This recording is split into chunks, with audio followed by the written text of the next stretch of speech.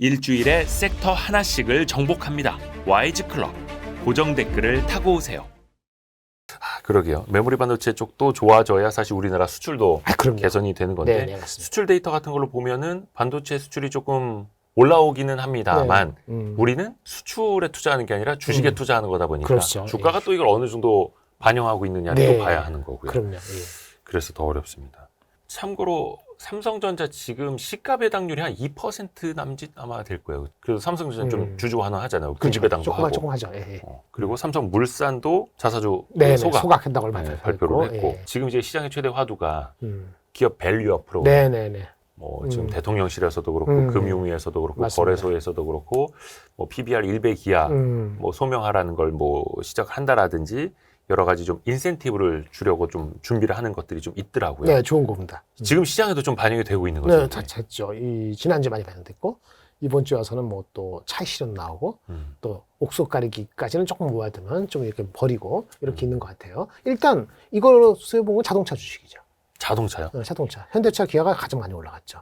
외국인이 가장 많이 샀어요. 외국인이 이틀 동안 아마 1조는 아니더라도 꽤 많은 돈을 여기 수억 8천억인가 샀고 그 다음에 산 것들이 KB 하나은행 같은 금융주 샀죠.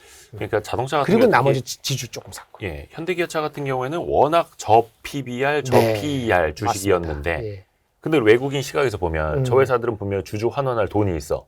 주주 환원할 거야라고 보는 걸까요? 거기다 믿음이 이번에 이 계기를 통해서 더 커진 것 같아요. 이번에 기아는 자사주 소각도 발표를 했죠. 근데 원래 한다는 계획을 한 건데 자기네들이 갖고 있는 올해 그 비즈니스 플랜이 이제 목표가 있지 않습니까? 정확히 넘버는 기억 안 나는데 그게 되면은 중간에 어느 시도 하겠죠. 그러면 나머지 50% 하는 게 아니고 다 하겠다. 자사주 매입한 거 다 하겠다. 그런 식으로. 자사주 지금 매입 소각을 원래 50% 하기라는 거를 산 거의 절반만 소각하겠다고 했는데 자기네들 초과 실적이 나오면 전량 소각하겠다. 그게 컸어요. 주가가 많이 올라서 오늘은 지금 녹화하는 순간에 좀 많이 빠지고 있습니다만은 왜 목표 주가에 갔거든요. NLS 목표 주가 12만 원이었는데 12만 원 근처 가니까 바로 맞아놓은 거예요. 물론 목표 주가는 또 올라갈 수 있는 기아 기준으로. 근데 현대차는 아직 룸이 있거든요. 그래서 지난주에 기아가 하루 1일 천하였습니다만 현대차 시총을 넘어섰잖아요. 맞습니다. 1일 천하였죠. 그건 좀 어떻게 보세요? 그 의미는. 먼저 했기 때문에. 자사주나 이런 걸 먼저 나갔기 때문에 먼저 치고 나간 거죠. 현대는 그게 아직 얘기 안 했잖아요. 근데 기아가 했으면 현대도 할 거다. 할 수밖에 없다는 거 하나 있었고 어저께 주가가 많이 올랐다. 오늘은 약간 반락하기도 하고 왔다 갔다 하는데 그 현대가 인도 공장 법인을 또 상장한다는 얘기가 사실은 시장에서 지난주에 나왔을 것 같아요. 아는 사람 알았을 것 같고. 어디에다 상장을 해요? 인도 센서스 거기? 네. 그거가 이제 어저께 기사가 됐죠. 근데 그 사람들이 IB 관련되는 사람들이 한국에 와서 이렇게 너네들 밸류 있으니까 한번 해보자. 구체안을 가지고 현대 그 경영진을 만나서 했다는 게 지난주였다 그러더라고요. 그 기사가 나온 거예요? 그게 나온 게 어제 나왔죠. 현대차도 인도를 되게 전략적으로 공략을 하고 있고 그렇죠. 거기에서 물론 기아도 있습니다. 기아도 공장은 있는데 규모는 작죠. 현대보다는 작죠. 또 거기서 현지에서도 확대를 해야 하는데 인도 증시에 상장을 하면 또 인도 사람들한테 조금 더 이제 와닿는 거죠. 피부에. 직접 주식을 살 수도 있는 거고 인도 사람들. 규모가 밸류에이션이 숫자는 정확히 하는데 밸류에이션이 PR이 30몇 배를 준대요. 인도에서요? 우리나라에서는 5배 정도. 그러니까 그게 규모로 하여튼 그게 시가총액이 30몇 조? 30조. 한 20몇 조 최소한 20몇 조 이상의 가치가 받을 수 있다는 것이 IB 측에서 얘기했다고 하는 것이 어제 기사 나왔어요. 물론 IB 측에서 이야기하는 거는 공모주 비싸게 팔아먹으려고 하는 게 수수료 많이 받으려고 하는 게 있습니다만 220억 불에서 280억 불인가 이렇게 됐을 겁니다.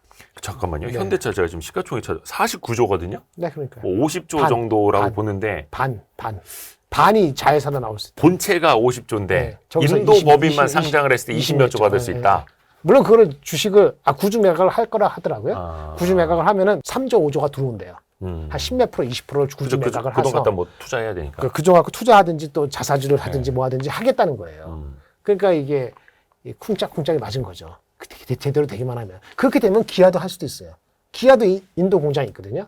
아, 이게 투자 아이디어네요. 투자 아이디어죠. 기아가 한 건 현대도 할 거다. 현대가 한 건 기아도 할 거다. 기아는 현대보다는 좀 규모는 작습니다만 어쨌든 간에. 그래서 이런 게 나오면서 어저께 힘껏 올린 거죠. 물론 이 모든 것이 용두 3위까지는 아니더라도 희석될 수 있는 여지는 하나 있는 게 있어요. 우리 환율 효과도 지금 실적이 좋은 게 있기 때문에 환율이 1330, 40 이렇게 되고 있잖아요. 갑자기 어느 순간 1280 되면은 갑자기 2분기부터 또 피크아웃 얘기가 또 나올 수 있어요. 어떤 얘기인지 아시겠죠? 근데 이제 그런 거가 지금 감싸 안기 전에는 좀은 더 1300이 유지되지 않을까 하고 엔화가 강세가 될 수도 있으니까. 그럼 우리는 상당히 좋고 이래저래 해서 현대차가 기아보다는 조금 목표 주가하고 괴리가 있어서 좀 버티는 정도라고 말씀드릴 수 있겠고 모멘텀은 인도법인 뭐 이런 거 얘기가 새롭게 나온 게 어제 있었고 환율은 변수이긴 하지만 당장에 변화될 것 같지 않고 이러다 보니까 자동차가 원래 자사주계에는 이런 게 있었으니 투자자 입장에서는 지속성 측면에서 외국인이 먼저 좋아할 만했죠. 그래서 움직인 거다 보시면 됩니다. 원체 지금은 저평가 받고 있는데 어떻게 보면 이제 주주 환원으로 인해서 다시 한번 맞습니다. 재평가를 받을 수 있는. 근데 이게 되게 특이한 현상이요. 물론 이게 단기적으로 저는 보고 말씀을 드리는 것밖에 안 됩니다만 테슬라가 저렇게 떨어지고 있는데 현대기아차 이렇게 오른다라는 게 자주 별로 없었던 현상이긴 하잖아요. 근데 테슬라 할 때는 테슬라는 전기차가 시장을 다 도배할 것 같은데 우리는 준비 안 돼 있고 미국 공장은 아직 늦어지고 그게 작년 스토리였지 않습니까? 근데 전기차 성장률 좀 내려가면서 얘네들은 주가가 많이 거품이 좀 빠졌다고 보는 거고 우리는 전기차가 별로 없더라도 그 자체가 밸류에이션이 0.5배, 4배, 0.5배 이렇게 됐고 PER도 4배밖에 안 됐으니까 쫓아가자, 도요다, 쫓아가자 이렇게 된 거죠. 근데 이게 앞에서도 테슬라 지금 뭐 주가 떨어지는 이유도 이제 성장률 전망치가 이제 한 자릿수밖에 되지 않기 때문에 시장이 실망하다 말씀을 드렸습니다만 자동차 시장 그 전방 시장의 상황이 또 좋은 건 아니지 않습니까? 여전히 금리 높고 그러다 보니까 인플레이션 때문에라도 사람들이 지갑을 못 열고 있는 국면이고 그러면 자동차 시장의 전방 시장을 막 펑펑 성장하는 건 또 당연히 그건 아니고. 당연히 아니죠. 그러면 약간 현대기아차 투자 아이디어도 상방이 뻥 뚫려 있다는 건 아니. 근데 이제 도요타 같은 경우가 그 이익 대비했을 때 걔네가 PER이 한 10배 정도, PBR이 1점 몇 배거든요. 그러니까 그 정도 평가만 받아도 그거보다 좀 낮게 받아도 PBR이 한 0.89배만 받아도 목표 주가가 30몇만 원이 나오고 PER로 6배만 돼도 28만 원. 현대차 기준으로. PER 6배만 되더라도 28만 원 정도 나오거든요. 그러니까 목표 주가하고 아직 괴리가 좀 있다고 보는 거죠. 그러니까 뭐 한 일본이나 그 정도 자동차 메이커의 밸류만 받아도 한 30%는 더 올라갈 여지가 있다. 똑같으면 50% 이상이고요. 디스카운트를 하더라도 30% 정도 있다고 지금 보는 것이 이번에 기업 밸류와 프로그램에 따라서 고무된 애널리스트들의 엊그저께 나온 리포트입니다. 근데 리포트가 나오기 전에 주가가 올랐다 보니까 차익 실현을 하는 거고 뭐야 현대 하이닉스 삼성전자 예를 들어서 아니면 장비주 너무 많이 빠진 거 아니야? 그러면 또 우리 문제가 유동성 장사는 아니다 보니까 이걸 살려면은 저걸 팔아야 돼. 그게 문제예요. 돈의 총량이 또 제한적이다. 그게 아쉬운 거죠. 그게 아주 그냥 짜증나는 거예요. 아유 정말. 아니 그러니까 저 PBR주 사는 것까지는 좋은데 저 PBR주가 0.3배에서 0.4배 올라오는 건 좋은데 왜 코스닥을 저 작사를 내면서 이걸 사야 살 돈이 없다는 거죠. 그래서 살 돈이 없다는 거야. 그러니까 지금 코스닥 투자하신 분들 다 그냥 곡소리 나지 않습니까? 이거 오늘 같이 2차 전지 쪽은 뭐 근데 제일 만만한 게 제일 애매하네. 그럼 던지는 거예요. 투매 비슷하게 나오는 거죠. 과매도가 나올 수도 있고. 너무 돈이 없어서 그런가요? 돈이 많으면은 이것저것 다 사겠죠. 근데 그런 상황이 아니라는 거죠. 금리 인하가 좀 늦어지고 있잖아요. 그러니까 선택을 해야 되지 않습니까? 그런 어려운 그 입장에 놓인 거라고 보면 되겠습니다. 그리고 참 그 기업 밸류업 쪽으로 최근에 주목받는 게 이것도 은행주. 은행 지주사. 오랜만에 신고가를 보여줬습니다. 맞습니다. 거의 한 1년 전쯤에 이것도 역시 이렇게 주주하는 막 요구가 높아졌을 때 좀 한 차례 급등을 했다가 다시 정부가 그러지 마라. 서민 좀 위해라. 서민금융하라고 막 하니까 두드려 패니까 이제 후루룩 내려왔다가. 정책의 일관성이 없는 거죠. 정책의 일관성 할 정도로 국간에 남지가 않기 때문에 그런 거예요. 근데 지금 은행 지주사나 은행들을 놓고 이제 금융당국에서 하는 말 보면은 한쪽에서는 밸류업 해라. 환원해라. 그렇죠. 또 한쪽에서는 서민금융도 하고 상생을 해라. 근데 또 대손 충당도 많이 쌓아놔라. 어떻게 하라고. 어떻게 해야 돼요? 이거 무슨 뭐. 그래서 그 얘기가 나온 게 주말에 나왔죠. 어떤 그 PF 익스포저 있는데 그것도 좀 처리해야 돼.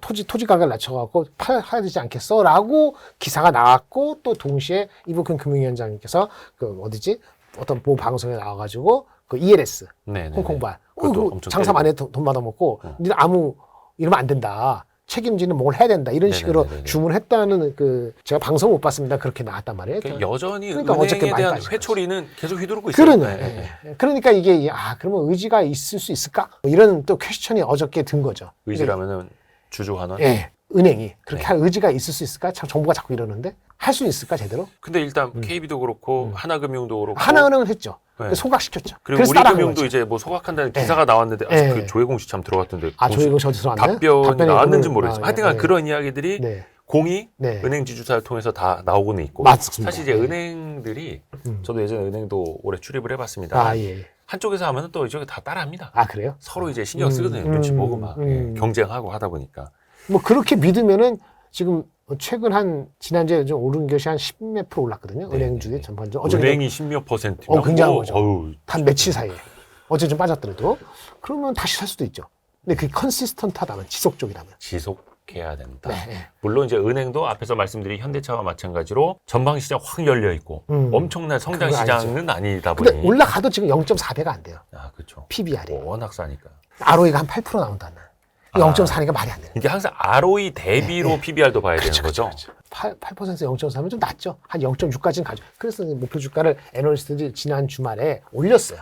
근데 올리면서 리포트를 보시면 누구랑 얘기는 안 하겠습니다.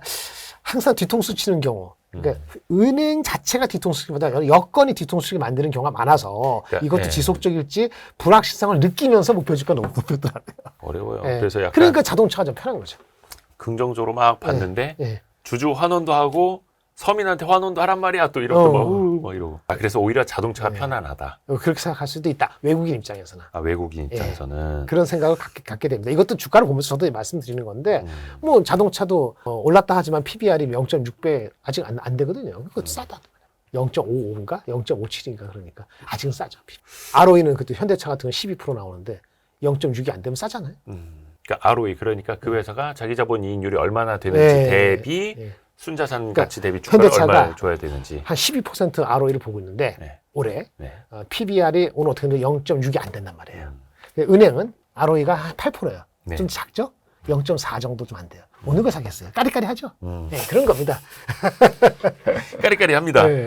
뭐에 믿음이 더 가느냐? 거기에 따라 있는 겁니다. 어쨌든 간에 잉여 현금 흐름 자체가 그걸 할 수 있는 여력이 되고 그렇죠? 의지를 표명했고 다른 잡음이 없을 주식이 먼저 가겠죠. 그리고 아까 그 조금 포트폴리오 전략 그것도 결국 이제 선택의 문제라고 좀 이야기를 해주셨는데 앞에서 이야기를 해주셨던 게 지금 뭐 바이오 같은 경우에는 금리 인하 시점이 좀 밀리면서 좀 견디기 힘들어하는 상황이고 그러면 투자자들 입장에서는 지금 포트 전략을 좀 어떻게 가져가야 하는 게 이게 좋을까요? 제가 웬만해서 이런 말씀은 잘 안 드리는데 굉장히 시장이요. 이게 어려운 말인데 좀 아실지 모르겠어요. 다른 방송 썼으니까 또 보시고 또 다른 방송 썼는데 똑같은 말 계속 하네. 저 Y3 구독자분들은 어려운 말 좋아합니다. 그래요? 네. 그게 제 생각입니다. 당연히요. 자웅난변이라는 말이 있어요.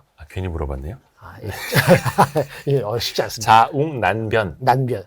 그러니까 변별이 안 된다는 거고요. 어렵다. 자웅. 암놈인지 순놈인지. 까마귀인가 까치인가 하여튼 그거의 암놈 순놈을 가리기 어렵다. 이런 한자가 수가 있는데 이게 뭐 시경인가 나오는 거예요. 근데 우리나라는 정약용 그분께서 이런 얘기를 많이 썼다고 하더라고. 세상이 뭐가 진짜이고 뭐가 제대로 된 놈인지 알기가 어려운 세상, 혼탁한 세상, 이런 세상을 얘기할 때 그런 걸 일갈할 때 이 문구를 썼다고 합니다. 지금 상황이 그런 것 같아요. 주식을 보면서 뭐야 어떻게 가는 거야? 그러니까요. 어느 놈이 진짜야? 좀 헷갈리기도 하고 얘가 진짜 같은데 한국 시장 말고 미국만 사면 되는 거야? 중국은 바텀아웃 하는 거야? 예를 들어서 이 모든 것들이 좀 헷갈리고 거기다가 우리나라는 지금 정책적으로 일관성이 없다가 작년 하반기부터 여러 가지 정책을 지금 대통령이 집행하면서 하고 있잖아요. 의지는 좋고 의도는 좋은데 그게 혹시라도 너무 급하거나 그러면은 약간 준비가 덜 된 상태면 혹시 부메랑 효과가 있나? 이런 느낌도 들면서 의심인 거죠.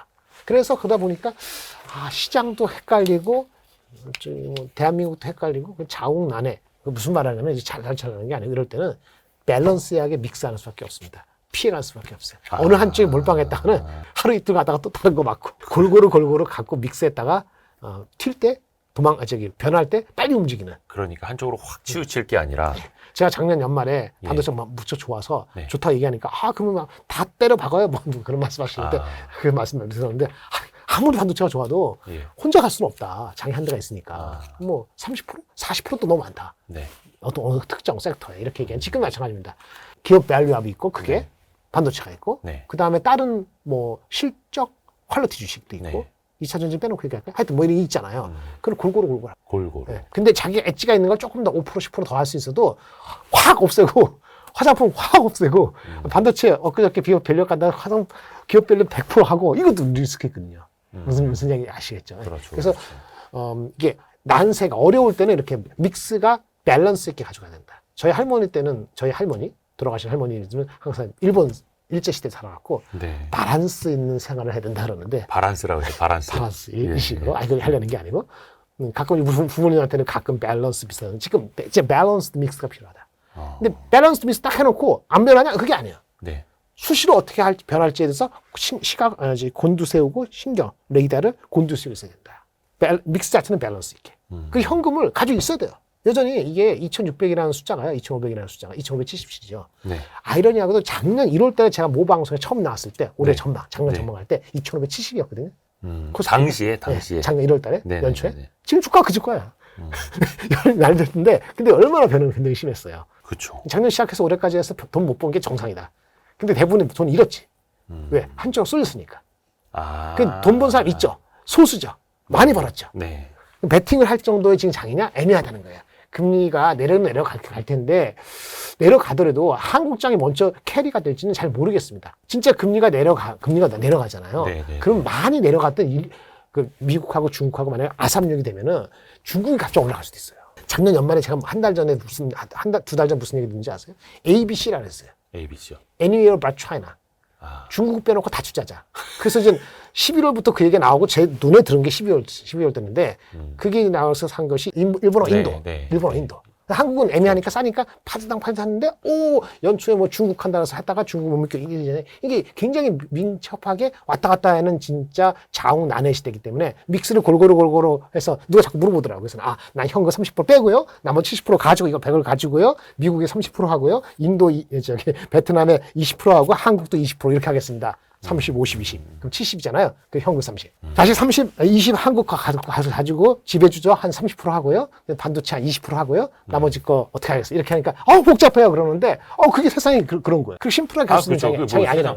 쉬운 게 투자면은 뭐 누구나 다 부자 되게. 옛날 중국이 2007년, 2008년, 2006년, 7년 때 대한민국을 하드캐리 할 때 그런 심플하게 건설하고 철강 사가지고 올라가는 그런 시대가 비저빌리티가 아니라는 거죠. 지금은 아니다. AI라 하더라도 AI의 낙수보다는 AI의 종주국인 아까 뭐 손흥민이 나가는 마이크로소프트나 엔비디아가 더 가고 따라가는 밑에 있는 낙수 효과라는 거는 생각보다 안 갈 수도 있어요. 예. 그런 걸 생각을 해야 된다. 맞습니다. 되게 이제 그런 느낌 같아요. 근본적인 핵심을 꼭 찍어주셨습니다. 진짜로. 그래서 지금 저는 투자 안 합니다. 아까 자웅난변입니까? 자웅난변. 변별할 때 변자, 어려운 난자. 네네네. 자웅. 밸런스를 잊지 말아라. 하지만 또 그것도 항상 바꿀 수 있다. 유연하게. 또 그 중에서 유연하게 또 한쪽으로 확 쏠려가는 게 아니라. 그래서 많은 분들이 막 진짜 투자의 고수들 되면 지금 급등하는 종목들 막 다 따라가고 있을 것 같고 하지만 결코 아닙니다. 지금 투자 잘하시는 분들도 이 장에서 많이 물렸더라고요. 조금 들어갈 수 있어도 갑자기 이거 다 팔고 이런 분들은 굉장히 리스키해요. 뭐 대박이 날 수도 있는데 쪽박이 될 수도 있습니다. 그렇습니다. 그래서 오늘 유니스토리 자산운용의 김장렬 본부장님과 함께 이야기를 나눴고요. 또 뵙겠습니다. 네, 감사합니다. 고맙습니다. 네. 고생하셨습니다, 본부장님.